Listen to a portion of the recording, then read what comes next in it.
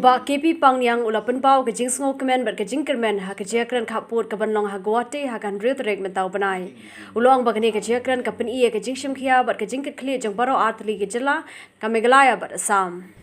Yes, we are very happy to see that the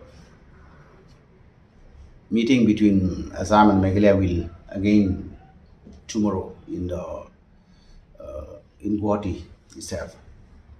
So, since this matter of boundary issue, as unitedly the state of Meghalaya and Assam, they have decided to resolve to settle once for all.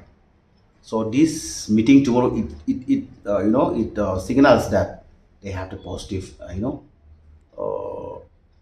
mood and responsibility to settle it immediately.